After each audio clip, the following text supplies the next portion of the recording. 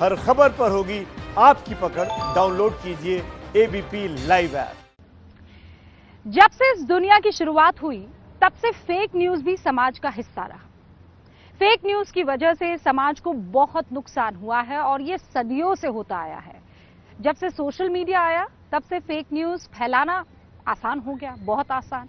इसीलिए इस fake news को रोकने के लिए टीवी इंडस्ट्री में एबीपी न्यूज ने ही सबसे पहले वायरल सच नाम का कार्यक्रम शुरू किया और अब आप सच्चाई के सेंसेक्स के नाम से फेक न्यूज के खिलाफ हमारी मुहिम में शामिल होते हैं। हमारी कोशिश है कि आप तक साफ और स्वच्छ खबरें पहुंचे। लेकिन कल एबीपी न्यूज खुद फेक न्यूज का शिकार हो गया। कल मुंबई में रिपोर्टिंग के दौरान हमारे संवाददाता जितेंद्र दीक्षित के एक वीडियो क्लिप पर सवाल उठाए गए। इस वीडियो क्लिप में तूफान की वजह से जितेंद्र दीक्षित बहुत बुरी तरह से हिल रहे थे, लेकिन उनके पीछे दिख रहा एक व्यक्ति अपना काम करता हुआ दिख रहा है। उसे तूफान की हवा से कोई खास फर्क पड़ता हुआ नहीं दिख रहा है। सोशल मीडिया के ट्रोल्स ने जितेंद्र दीक्षित की रिपोर्टिंग पर सवाल खड़े किए। आप में से भी कई ऐसे लोगों के मन में ट्रोल्स के सवालों को लेकर सवाल उठे होंगे। एबीपी न्यूज एक जिम्मेदार चैनल है और दर्शकों के लिए हमारी ईमानदारी ये कहती है कि हम उनके मन में हर शंका जो उठ रही है उसे दूर करें, और इसीलिए उस शंका को दूर करने के लिए आज हमने एक रिपोर्ट तैयार की है। हमारा विश्वास कायम है कि एबीपी न्यूज आपको आगे रखता है और हमेशा रखेगा। बेहद करीब तूफान का लैंडफॉल हुआ है। अलीबाग में ये तूफान जाकर टकराया है और अलीबाग जो है मुंबई से बेहद करीब है। करीब 100 किलोमीटर का भी फासला नहीं है। अलीबाग के करीब रायगढ़ जिले में जो लैंडफॉल हुआ है उसकी वजह से मुंबई और आसपास के कई इलाके प्रभावित हो रहे हैं और ये सिलसिला अगले और चंद घंटों तक और चंद घंटों तक जारी रह सकता है। बेहद करीब तूफान की तेज हवाओं के बीच में साहसिक रिपोर्टिंग करने वाले एबीपी न्यूज संवाददाता जितेंद्र दीक्षित के इसी वीडियो क्लिप पर सवाल उठ रहे हैं। ये अलीबाग के करीब रायगढ़ जिले में जो लैंडफॉल हुआ है उसकी वजह से मुंबई और आसपास के कई इलाके प्रभावित हो रहे हैं और ये सिलसिला अगले और चंद घंटों तक और चंद घंटों तक जारी रह सकता है। इस वीडियो क्लिप को ट्विटर पर पोस्ट करते हुए ROFL गांधी नाम के एक ट्विटर हैंडल से लिखा गया, पीछे एक बंदा नॉर्मली काम कर रहा है लेकिन ब्रेव रिपोर्टर एकदम कटी पतंग बना हुआ है।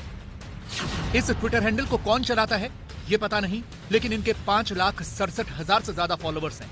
इसीलिए इनकी इस फेक न्यूज के खिलाफ एबीपी न्यूज को जवाब देने आना पड़ा। यानी जितेंद्र दीक्षित पर यह आरोप लगाए जा रहे हैं कि हवा इतनी तेज नहीं चल रही थी, वो जानबूझकर हिल रहे थे, क्योंकि पीछे जो व्यक्ति दिख रहा है वो अपनी जगह पर स्थिर है। हम इन सारे झूठे आरोपों का जवाब देंगे, लेकिन सबसे पहले ये देखिए कि कल निसर्ग तूफान के वक्त यहाँ कितनी तेज हवा चल रही थी। मेरे तो खड़ा होने के लिए हो रहा है। इस वक्त कोई लाइव नहीं चल रहा था। जितेंद्र दीक्षित को लाइव देना था और वो इंतजार कर रहे थे। ये उसी जगह का वीडियो है, कैमरा ऑन था और रिकॉर्डिंग हो रही थी। देखिए जितेंद्र दीक्षित को कैसे हवा उड़ा ले जा रही थी। अरे मैं उड़ रहा हूँ, मेरे तो खड़ा होने के लिए हो रहा है। नहीं हो रहा है। हवा इतनी तेज थी कि जितेंद्र दीक्षित के रेनकोट की टोपी भी उड़ रही थी। अरे मेरा कवर गया।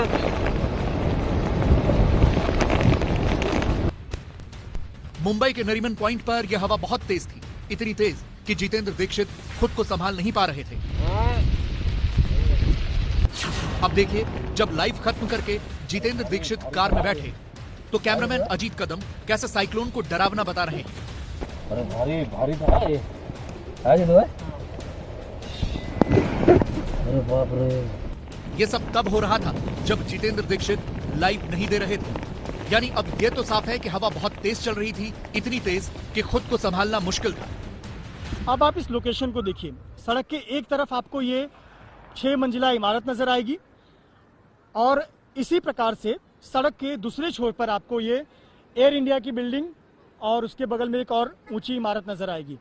अब इन दाईं और बाईं तरफ की इमारतों के बीच में से यही एक सड़क है, 90 फीट का रोड, जो कि एक टनल का काम करता है। यानी कि समुद्र से जो हवाएं आती हैं वो यहाँ तेजी से घुसती हैं। अब मैं आपको दिखाता हूँ लोकेशन। आप लोकेशन देखिए, सामने आपको अजीत कदम आपको कैमरामैन नजर आएंगे और जितेंद्र दीक्षित नजर आएंगे। दोनों उसी जगह पर रिपोर्टिंग कर रहे थे, अपनी लोकेशन पे वो अभी भी खड़े हैं। तो लाइव देने के लिए जब मैं नीचे उतरा जैसे ही, तो देखा कि भारी बारिश के साथ में बड़ी ही तेज हवाएं चल रही हैं और यहाँ से खड़े होकर हमें, क्योंकि तुरंत ही लाइव के लिए खड़ा होना था, तो तुरंत ही कैमरामैन अजीत कदम ने कैमरा निकाला और मैं सामने यहाँ पर खड़े होकर लाइव देने लगा। और मैं कोशिश कर रहा था कि मैं सड़क के बीचों बीच जाकर लाइव करूं, क्योंकि हो ये रहा था कि आसपास तेज हवाओं के चलते ये डर था कि कहीं ये जो पेड़ हैं तमाम वो गिर ना पड़े और हम लोग उनके नीचे आके क्रश ना हो जाएं। तो हमारी कोशिश थी कि हम बीच सड़क पर आकर वो लाइव दें, और वो देते वक्त हो ये रहा था कि हवा के अचानक बीच बीच में तेज थपेड़े आ जाते थे। तो थपेड़े की वजह से मैं अपना बैलेंस जो है संभाल नहीं पाता था और दाहिनी तरफ मुड़ जाता था। जितेंद्र दीक्षित के लिए सीधे खड़ा रहना इसलिए भी मुश्किल हो रहा था क्योंकि वो खुद एक डायबिटिक पेशेंट है। देखिए जो है, मैं 2012 से डायबिटिक हूँ और सुबह मैं 7:30 बजे नाश्ता करके निकला था हल्का फुल्का घर से, और आमतौर पर मैं 1 बजे खाना खा लेता हूँ। लेकिन कल काम के चक्कर में ऐसा हो नहीं पाया, एक के बाद एक कुछ ना कुछ हो ही रहा था। लाइव दे रहे थे, फिर पेड़ गिरने की घटनाएं हो गई, तो उस चक्कर में उसका होश रहा नहीं। और इस दौरान मेरी शुगर जो है, मुझे ऐसा लगता है कि उस वक्त शुगर मेरी लो हो गई थी, क्योंकि ये लाइव 3 बजे के आसपास में था और तब तक मैं एनर्जी भी काफ़ी डाउन थी। उस पर जो तीव्रता के साथ हवा आ रही थी, तो ऐसे में मुझे अपना बैलेंस बना के रख पाना, स्टेडी खड़े रह पाना जो है मेरे लिए मुश्किल हो रहा था। तो जो डायबिटिक हिस्ट्री के लोग होते हैं, इनमें अमूमन अगर खाना समय पर ना मिले, जैसा कि खबर में सुना कि सुबह 7 बजे वो घर से नाश्ता करके निकले और दोपहर को 3 से 4 बजे के बीच की रिकॉर्डिंग है, तब तक 8-9 घंटे हो चुके थे। 8-9 घंटे तक अगर खाना ना मिले तो शरीर में एक हाइपोग्लाइसीमिया नाम की स्थिति पैदा होती है। हाइपोग्लाइसीमिया के बड़े स्पष्ट लक्षण हैं, जैसे कि एक्सेसिव पसीना आना, बहुत तेज भूख लगना, पूरे शरीर में अचानक से थकान महसूस होने लगना, शरीर कांपने लगना या जमीन पे खड़े होने में दिक्कत होना, अनस्टीडीनेस हो जाती है, ट्रेम्बलिंग होने लगती है। ये भी सवाल उठे कि तूफान से अगर रिपोर्टर हिल रहा है तो फिर कैमरामैन का कैमरा क्यों नहीं हिला? अब इसका जवाब भी सुनिए। न्यूज में काम करने के बाद जो प्रैक्टिस होती है हमारी होल्डिंग की, और जैसे कि आप देख रहे हो मेरे पीछे अभी भी है लाइव यूनिट है, तो इसका वेट है। इनके पास तो कोई वेट नहीं है, बेसिकली एक बूम पकड़ते हैं और फिर इस तरफ खड़ा होना है और मुझे बैक साइड में ऐसा खड़ा होना, जबकि हवा आ रही है इस तरफ से। तो जब मुझे पुश कर रहा है ऐसे, तो मैं यहाँ पे होल्ड कर सकता हूँ और ये कैमरा में ऐसे या ऐसे होल्ड करता हूँ, ऐसे लॉक पोजीशन में, तो कैमरे को ऐसे एयर नहीं लगती है, तो इसके वजह से ये ऐसा नहीं हो पाएगा। अब सवाल आता है उस व्यक्ति का जो जितेंद्र दीक्षित के पीछे दिख रहे हैं, और सवाल ये उठ रहे हैं कि अगर हवा इतनी तेज थी तो जितेंद्र दीक्षित क्यों हिल रहे थे, ये व्यक्ति क्यों नहीं हिला? इसका जवाब आप उस व्यक्ति से ही सुनिए जो कल यहाँ मौजूद थे। इनका नाम है राव साहब, जो बीएमसी के कर्मचारी हैं। अच्छा, ये 2 लोग वहाँ काम कर रहे थे, आपने देखा, वो लोग की हालत क्या थी? हवे से उधर उधर भाग रहा था, हवे से में एक जगह भी खड़ा नहीं रहता था। ऐसा हवा। और उनका कुछ सामान गिर गया था? वो पीछे का थैली है ना, वो निकल गया था। अच्छा, वो जहाँ पे वो खड़े होके अपना काम कर रहे थे, रिपोर्टिंग कर रहे थे, उधर ज्यादा हवा है या इधर जहाँ आप काम कर रहे थे इधर ज्यादा हवा था? इधर नजदीक हवा होता है, इधर अपन कैमरा निकलता है ना, इधर ही हवा होता, उधर से हवा इधर फेंक रहा था। अच्छा, तो वो जो वहाँ पे आपको लगता है इंसान कोई रहेगा तो वो हिलेगा वहाँ तेज हवा में? हवा से हिलेगा। यानी जितेंद्र दीक्षित समंदर की तरफ से आने वाली हवाओं की सीधी चपेट में थे। वो जिस चौराहे पर रिपोर्टिंग कर रहे थे उसमें सामने सीधे समंदर है, जबकि पीछे दिखने वाले शख्स राव साहब सड़क के किनारे थे। वो हवा से इसलिए नहीं हिले क्योंकि उन तक सीधी हवा नहीं पहुंच रही थी।